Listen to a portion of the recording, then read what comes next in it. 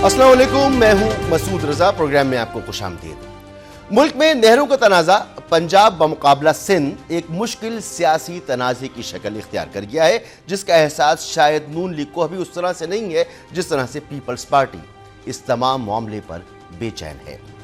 यह तनाज़ा पाकिस्तान के ज़राई इक्विलिब्रियम को, इसकी मईशत को और पाकिस्तान की सियासत को हिला सकता है।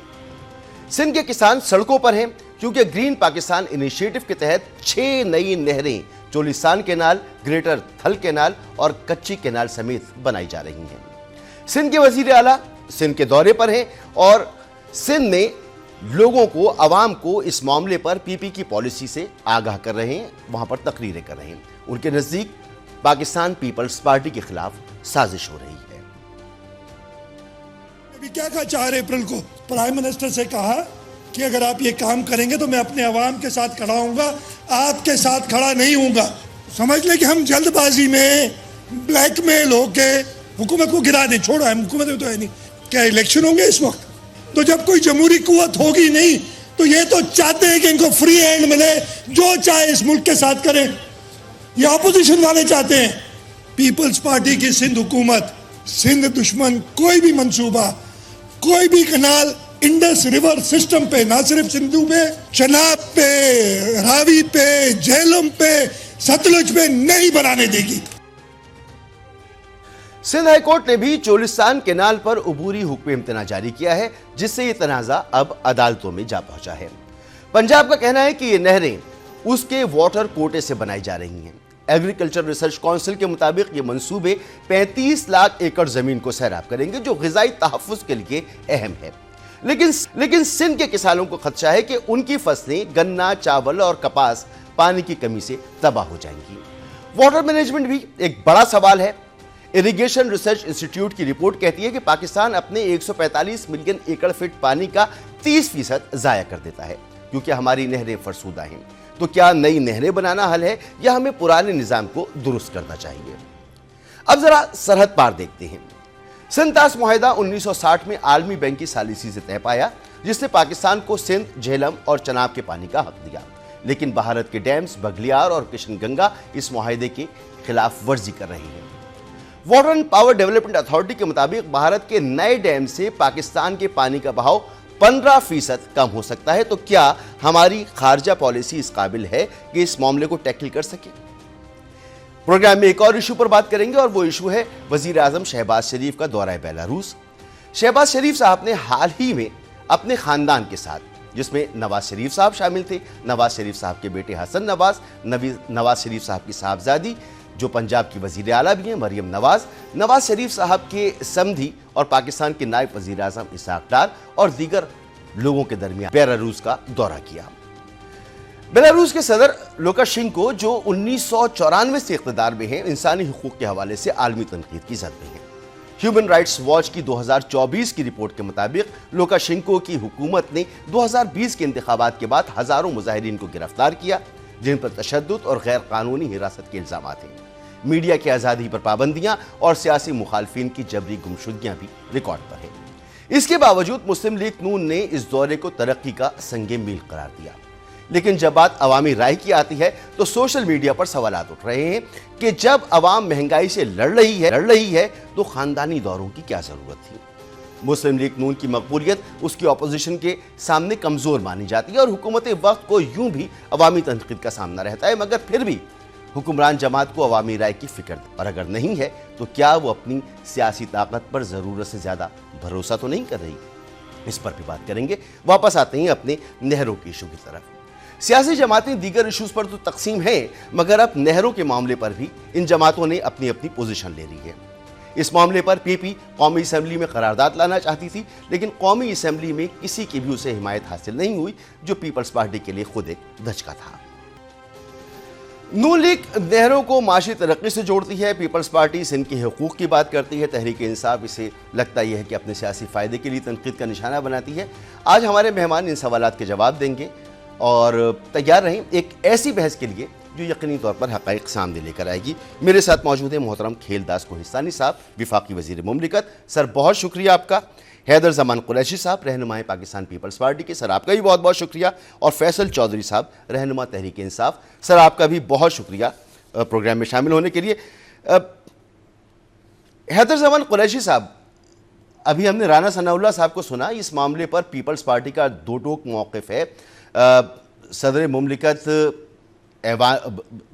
पार्लियामेंट के मुश्तरका इजलास में इस पर बात कर चुके हैं, इनकार कर चुके हैं, बिलावल भुट्टो कर चुके हैं। वज़ीर आला साहब कह रहे हैं कि किसी भी दरिया पर कोई कैनाल नहीं बन सकती, हम बनने ही नहीं देंगे। इसके बावजूद क्यों पीपल्स पार्टी ये समझ रही है कि माफ़ कीजिएगा, नून लीग क्यों ये समझ रही है, जैसे राना सनाउल्लाह साहब ने कहा, कि पीपल्स पार्टी के पास कोई चारा नहीं है, उनको मानना पड़ेगी ये बात, और कैनाल बनेंगी, ज़रूर बनेंगी। बिस्मिल्लाहिर्रहमानिर्रहीम। बहुत एक अहम टॉपिक को अपने प्रोग्राम में चुना।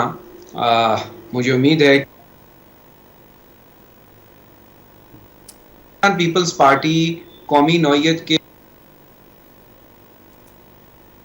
हैदर ज़मान साहब, आपकी आवाज़ जो है ना मुझे प्रॉपर नहीं आ रही। मैं कोशिश करता हूं कि आपकी आवाज़ दुरुस्त हो। इस दौरान मैं खेलदास साहब से बात करता हूं। खेलदास साहब, क्या वजह है जब पीपल्स पार्टी दो टोक अंदाज में कह रही है कि हम नहीं मानेंगे, हम हुकूमत से अलग हो जाएंगे, सिंध में लोग सड़कों पर निकले हुए हैं, उसके बावजूद भी बज़िद हैं आपके ये ज़रूर बनेंगी कैनाल्स? बहुत शुक्रिया। देखें, पहली बात यह है कि ये पानी का जो मामला है ये 18 अमेंडमेंट के बाद सूबाई मामला है। अब पंजाब ये कहता है कि हम अपने हिस्से से नहरें निकालेंगे और अपने हिस्से का पानी इस्तेमाल करेंगे। सिंध ये समझता है कि ये हमारे पानी को इस्तेमाल करेंगे। पानी की पहले शॉर्टेज है, वाकई शॉर्टेज है, और पूरा पाकिस्तान उसको फेस कर रहा है। तो इस सूरत हाल में वो समझते हैं कि हमें इसका नुकसान होगा, मईशत हमारी ज़राअत को नुकसान होगा। तो ये दो सूबों का इख्तलाफ है। जो वफाक का किरदार है, देखें, चारों सूबे इकाइयाँ जब मजबूत होती है, पाकिस्तान मजबूत होता है। अगर वफाक को कोई यकतरफा फैसला करना होता तो वो एकनिक के इजलास में एजेंडा रख के वो कर सकते थे, ठीक है। मगर ज़ाहिर है पीपल्स पार्टी हमारी इत्तेहादी है, हमारे सपोर्ट से, उनके वोट से हमारे वज़ीर आज़म हैं, हमारी हुकूमत है, और हम कोई ऐसा यकतरफा फैसला नहीं कर सकते। आपको भी ये हक़ाइक़ का पता है कि हम कोई कानून भी अकेले पास नहीं कर सकते। राना सनाउल्लाह साहब क्यों कह रहे हैं कि कोई चारा नहीं है पीपल्स पार्टी के पास सिवाय इसके कि वो बात को मान लें? देखें, पीपल्स पार्टी भी जिस तरह मेरे भाई ने कहा कि कौमी जमात है, पाकिस्तान की जमात है। उन 4 अप्रैल की जो बिलावल भुट्टो साहब की तकरीर है गढ़ी खुदाबख्श में, उन्होंने यही पाकिस्तान की मईशत और सब मामलात जिस तरह हुकूमत की सपोर्ट की है, हुकूमत की अच्छी पॉलिसीज़ की, मईशत की बहाली की तारीफ़ की है। वहीं पे उन्होंने पानी के मामले पे कहा है कि अगर सिंध के अवाम के साथ ज़्यादती हुई तो मैं सिंध के अवाम के साथ खड़ा रहूँगा। मैं समझता हूँ ये उनका जमहूरी हक़ है। अगर अपने सूबे हुकूमत की, अपने सूबे के अवाम की वो नुमाइंदगी करते हैं या उनके मामले को एक हल निकालना चाहते हैं तो ये वो कर सकते हैं। इस तरह कौमी असम्बली में इन्होंने फरमाया, और हमारे डिप्टी वज़ीर आज़म इसाक डार साहब और हमारे वज़ीर इत्तलात अता तारड़ साहब ने पॉलिसी बयान भी दिया कि उन्होंने ये कहा कि जज़वी तौर पे हमने एकनिक में रोका हुआ है, अगर हम करते तो कर देते। तो जो भी फैसला वफाक करेगी, सब सूबों, तमाम सूबों को ऑन बोर्ड करके एक दूसरे से मुशावरत करके कोई फैसला होगा। इस तरह यकतरफा फैसला हुकूमत ने ना किया है, ना करने जा रही है। और मैं आपको बताऊं, हमारे वज़ीर आज़म शहबाज शरीफ साहब ने इस तरह की कोई मीटिंग चेयर नहीं की जिसमें कैनाल निकालने हैं या इस तरह की कोई फैसला किया हो। वफाक ने तो कोई फैसला, हाँ, पंजाब का निगरान हुकूमत में पंजाब ने जो है ये ग्रीन इनिशिएटिव जब अमल आया, उसका क़याम हुआ, तो पंजाब ने कहा, और पंजाब हुकूमत ने सब, और हम सब ओन करते हैं इस ग्रीन इनिशिएटिव को। सिंध हुकूमत ने भी कोई जवाब नहीं आया ना। मसला ये है कि मुसलसल बयानात क्या आ रहे हैं बिलावल साहब से लेकर और वज़ीर आला तक, और पीपल्स पार्टी के तमाम लोग कह रहे हैं जी हम हुकूमत का साथ छोड़ देंगे, हुकूमत गिर जाएगी। और वो नहीं, इस तरह की बात कर रहे हैं, मगर इसका कोई जवाब आपकी तरफ से नहीं आ रहा। आप लोग बहुत ईजी ले रहे हैं इसको।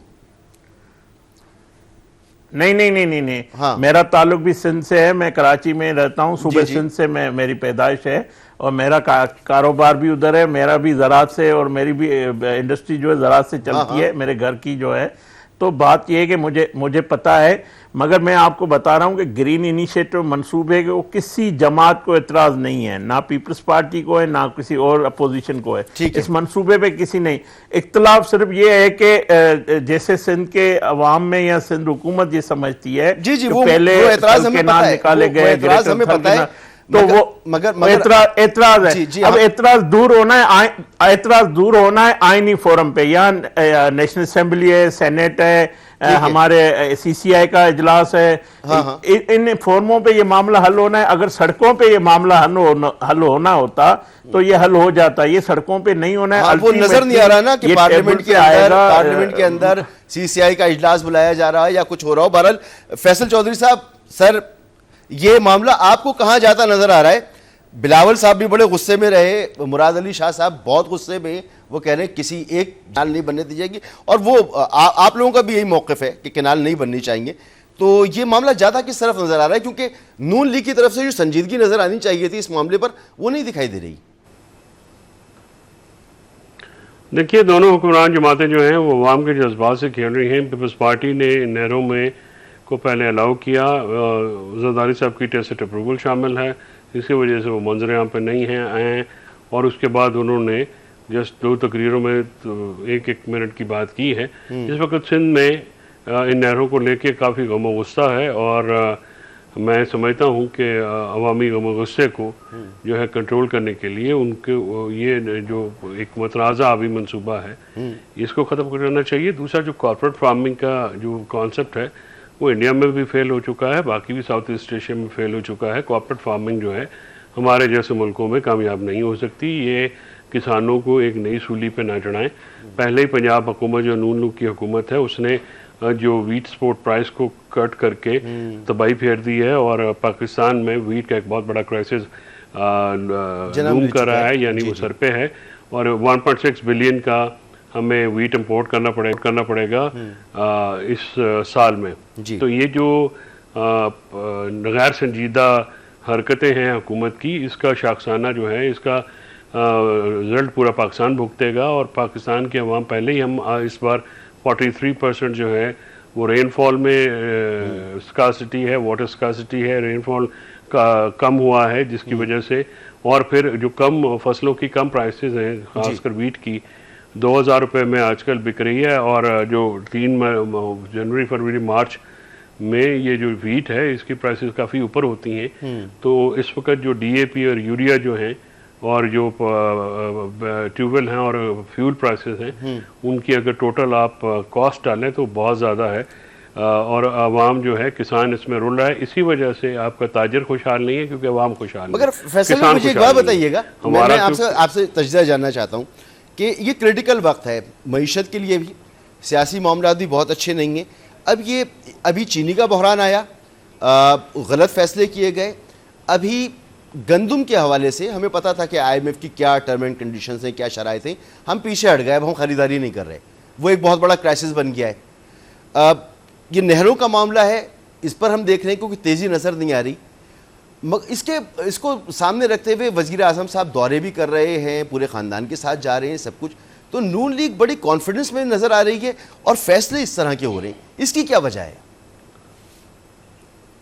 उसकी वजह है कि नून लीग अवाम के वोटों से नहीं आई है, ना ही अवाम की परवाह है उनको।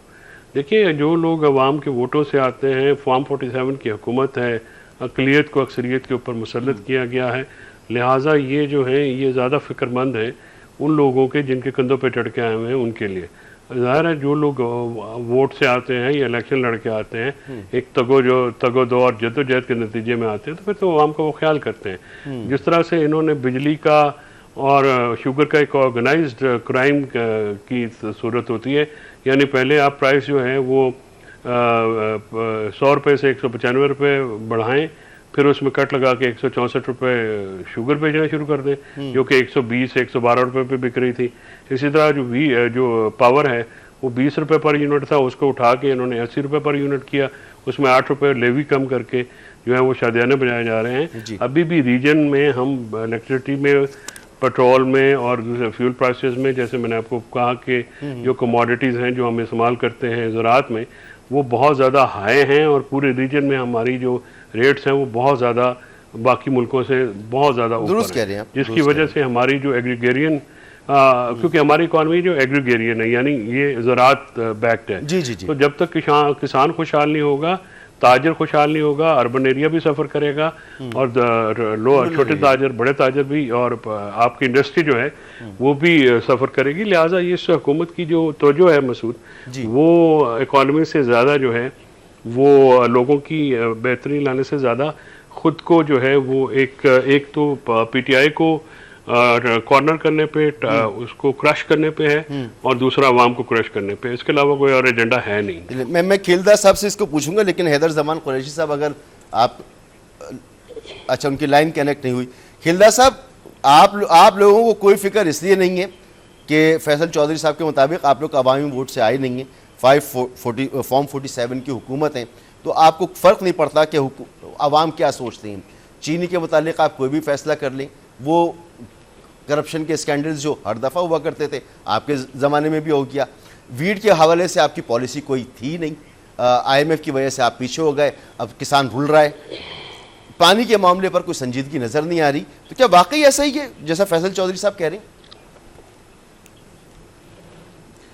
जी बिल्कुल। ये 2013 में भी जब वज़ीर आज़म नवाज शरीफ साहब बने थे, इन्होंने कहा 35 पंचर है, और उस हुकूमत को उन्होंने 35 पंचर का ड्रामा करके डीस्टेबलाइज करने की कोशिश की। चाइना के सदर का जो दौरा था उसको रुकवाया, 126 दिन का धरना दिया, मगर वो 35 पंचर वाली जो हुकूमत थी, जो सारी मईशत तबाह थी, उसको सारा पंचर लगा के मईशत को बहाल किया। CPEC जैसा अजीम मनसूबा लाए और डॉलर जो मुस्तकम हुआ, मईशत जो पाकिस्तान एशियन टाइगर बनने जा रहा था, और इनके पंचर ने जो लंदन में जाके ये सारे पंचर के जो मिस्त्री थे बैठे, उन लोगों ने, मिस्त्रियों ने ये हुकूमत एक साजिश करके गिराई, और ये पाकिस्तान की मईशत जो अप्रैल 22 में जो है वो दिवालिया होने जा रही थी। ये जब पाकिस्तान से बाहर जाता था, मंजर कशी करता था, पाकिस्तान दिवालिया मुल्क है, पाकिस्तान करप्ट तरीन मुल्क है, पाकिस्तान ये है, और दुनिया ने आना ही छोड़ दिया। पूरे हमारे दोस्त मुल्कों को इन्होंने सिफारती तौर पे हमसे जुदा कर दिया, पाकिस्तान को तबाही हाल पे। और उसी वजीर आजम शहबाज शरीफ साहब ने ये नारा लगाया कि सियासत नई रियासत, अभी सियासत वापस आ जाएगी, रियासत को बचाना है। उसने रियासत को बचाया, उसने दिवालिया होने से बचाया, और अब ये कहते हैं फॉर्म 47, और जो मईशत तबाह थी उसको बहाल किया उसी वजीर आजम शहबाज शरीफ साहब ने। आज दुनिया से सरमायाकारी आ रही है, आज दुनिया से जो है डेलीगेशन पाकिस्तान आते, MOU साइन होते, मंसूबे बन रहे हैं, और CPEC 2 के लिए बात हो रही है। खिलदा साहब, मेरी बात सुन लीजिए।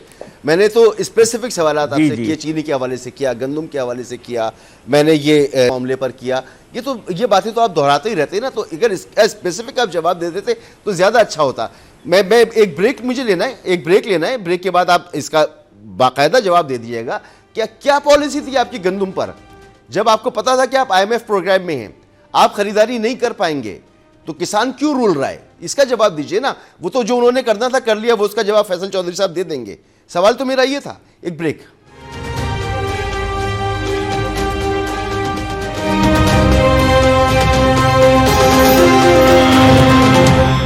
प्रोग्राम में आपको एक बार फिर खुशामदीद कहते हैं। ब्रेक से पहले खिलदा साहब बात कर रहे थे और उनसे मेरा सवाल था गंदम के हवाले से, क्योंकि वो जिक्र आ गया था, फैसल चौधरी साहब ने उसका जिक्र किया। मेरा इरादा ये था कि इसको तैयारी से इस पर करेंगे। बहरहाल जिक्र आ गया तो मैं आपको बताता चलूँ कि हर साल हुकूमत गंदम की सपोर्ट प्राइस मुकर्रर करती है और गंदम खुद खरीदती है, और यही तरीक़ाकार था। लेकिन IMF मुआहदे में जाने के बाद हुआ यह है कि IMF ने इस बात से पाकिस्तान को रोक दिया है कि आप गंदम खरीदें, बल्कि ओपन मार्केट में किसान जाएं और अपनी गंदम फरोख्त करें, जिससे हो ये रहा है कि तकरीबन आधी कीमत पे उन्हें अब गंदम फरोख्त करनी पड़ रही है। और ये सूरत हाल उस वक्त है जब पंजाब की जो 75% गंदम होगी वो मार्केट में आएगी, यानी उसकी फसल अभी उतरी नहीं है।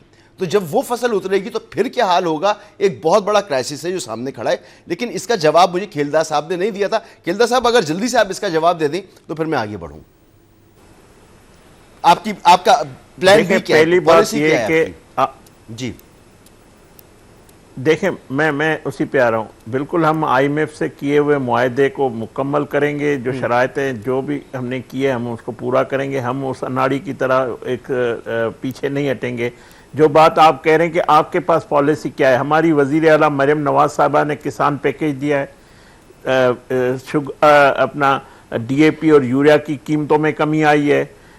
आप देखें पंजाब में ट्रैक्टर हजारों की तादाद में दिए गए हैं, जो मतलब आसान शराइत पे। इसी तरह जो है ज़राअत की जो आप कह रहे हैं कि देखें ये दुनिया ग्लोबल मार्केट है, उसमें अब हम आप ये नहीं कर सकते कि आप एक 4000 की चीज़ खरीद कर और वो स्टॉक करें, फिर उसके ज़ाहिर हमें दुनिया को जवाब देना है, चेक एंड बैलेंस रखना है। मैं अर्ज ये कर रहा हूं, कोई गवर्नमेंट किसान कार्ड देने से, ट्रैक्टर देने से क्या जी, किसान का ये मसला हल हो गया? किसान तो रूल रहे ना सड़कों पर। देखें ये जो मार्केट अभी गन्ना है, गन्ना अगर महंगा काश्तकार ने बेचा है या चावल की फसल को नुकसान, ये एक तो मार्केट में जो रेट होता है, आप इंटरनेशनल मार्केट से एक एक्सपोर्ट आइटम जैसे चावल है तो आप मार्केट के हिसाब से चलते हैं, दुनिया के साथ चलते हैं। आप तो आपके पास इतने वसाइल नहीं है कि आप एक महंगी चीज खरीद कर सस्ती मार्केट में बेच दें। ये भी गवर्नमेंट नहीं कर सकती, ना सब्सिडी दे सकती है। हमने सब्सिडी जहां देनी है, जहां पे किसान को मजबूत करना है, मैं समझता हूँ मरियम नवाज साहबा ने ज़राअत के लिए इनकलाबी कदम उठाए हैं। और जो आप पहले ही कह रहे हैं कि ये बहरान आ जाएगा, हो सकता है गंदम की डिमांड आ जाए, रेट बढ़ जाए, उसका ये मार्केट जो ना तेरे हाथ में है ना मेरे हाथ में है। मैं भी एक बिजनेस कम्युनिटी से ताल्लुक रखता हूँ।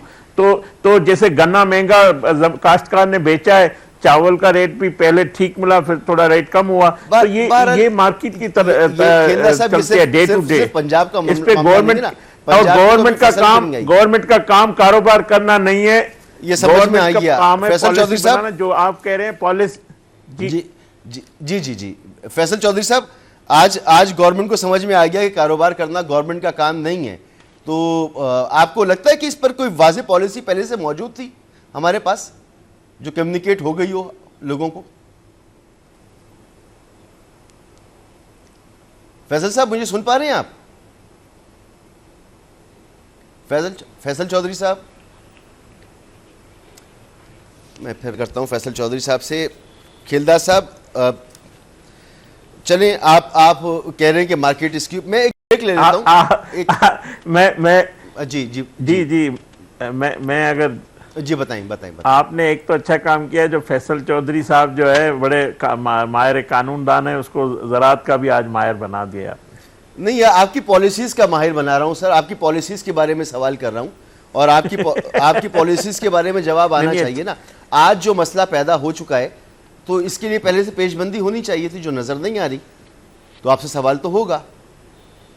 बहरहाल एक ब्रेक लेते हैं सर, ताकि टेक्निकल मैं यही कह रहा हूं हम सॉल्व करें, ये टेक्निकल इश्यूज जो आ रहे हैं इसको सॉल्व करें। एक ब्रेक लेते हैं।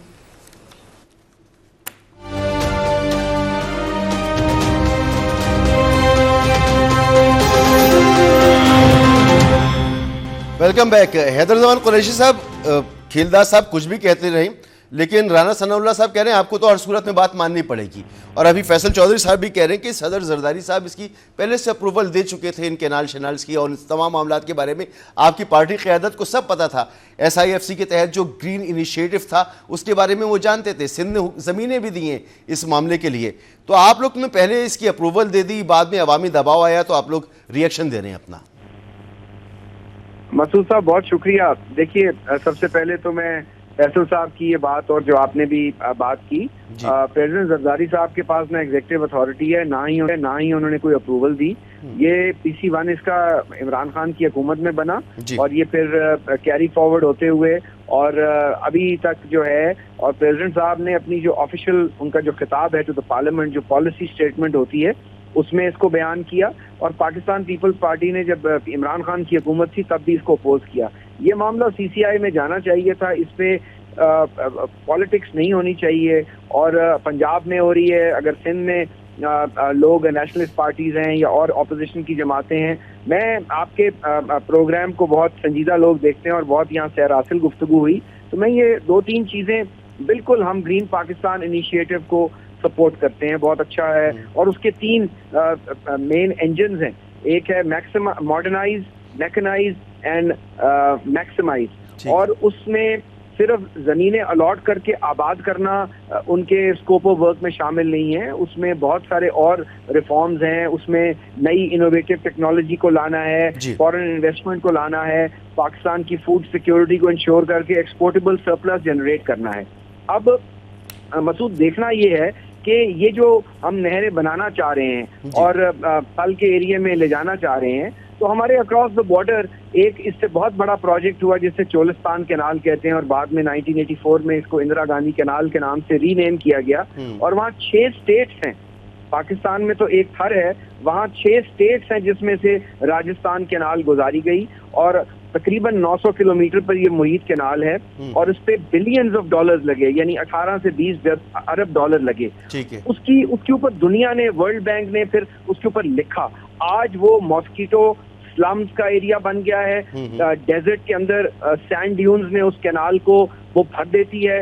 वहाँ पे जो एग्रेरियन इम्पैक्ट आना था, एग्रो प्रोड्यूस प्रोडक्टिविटी आनी थी, उसमें 1% भी इजाफा नहीं हुआ, क्या आपने एक्सपोर्ट करना था। तो पाकिस्तान में शायद, और मैं आपके चैनल के तवस्सुत से इस डिबेट को, हमें ग्रीन पाकिस्तान इनिशिएटिव, SIFT के इनिशिएटिव्स के ऊपर बहुत खुशी है, हम चाहते हैं कि वो हर फील्ड में ये काम करें, लेकिन ये कह देना कि ये सिर्फ सिंध इस पे शोर मचा रहा है। आप देखिए कि चश्मा झेलम कैनाल जब निकली और इसके बाद एक और कैनाल सर, निकली, आपकी प्ली तो ये नहीं है ना, 2 बारी आपकी प्ली पहले हो चुका है। सर जो मेरा मसूद, मुझे जरा आर्ग्यूमेंट बना लेने दे, अच्छा, फिर मैं हाजिर हूँ।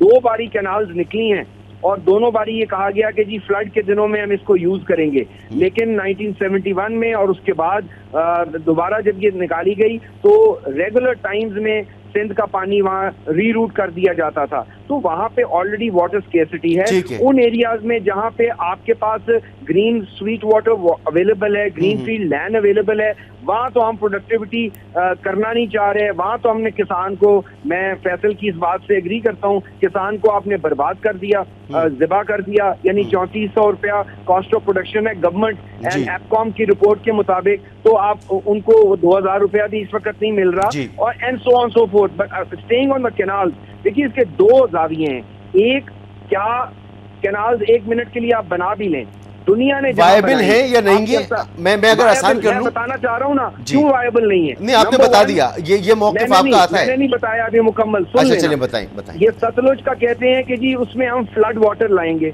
2 से 3 महीने तक। I am sure Faisal will also understand, flood water जब इंडिया छोड़ता है उसमें पोल्यूटेंट्स होते हैं, इंडस्ट्रियल वेस्ट होता है, सिल्ट होती है, और आपने चोलिस्तान कैनाल बना के आपने जो वहाँ जमीनें अलॉट की या कॉर्पोरेट फार्मिंग होने जा रही है, वहाँ हाई एफिशिएंसी इरिगेशन सिस्टम लगने हैं, वो तो चोक हो जाएंगे उस सिल्टेड वाटर से, और वो पोल्यूटेड वाटर जब जाएगा आपकी ग्रीन फील्ड एरिया में, जो सैंड में आप आबाद करना जा रहे हैं, वहाँ से जो एग्रो प्रोड्यूस होगी, सब्जियां होंगी, वीट होगी, पैडी होगी, जो भी एग्रीकल्चर, वो तो मिडल ईस्ट में या यूरोप में या कहीं एक्सपोर्ट ही नहीं हो सकती। उसके अंदर टॉक्सिन लेवल इतना ज्यादा होगा, और इस पे, और यही काम भारत में भी करने की कोशिश की गई। तो हमें देखना वायबल नहीं है ना, आपके नजदीक ये वायबल नहीं है। हम सूबों में एक बैड टेस्ट पैदा करके पाकिस्तान के को डिस्टेबलाइज करके, या पाकिस्तान में एक ऐसी डिबेट शुरू कर दें, क्या इन कैनाल्स के बनने से क्या वो हदफ भी अचीव हो सकता है, या सिर्फ इसके ऊपर अरबों रुपए लग जाने। और तो सर बात ये है ना कि आप हुकूमत के इत्तेहादी, आपकी वजह से हुकूमत खड़ी हुई है। अगर आप इतने तहफ़्फ़ुज़ात का इजहार कर रहे हैं और आपके पास कोई ऑल्टरनेट प्लान है, तो आप लोगों की कोऑर्डिनेशन तो बड़ी अच्छी होनी चाहिए।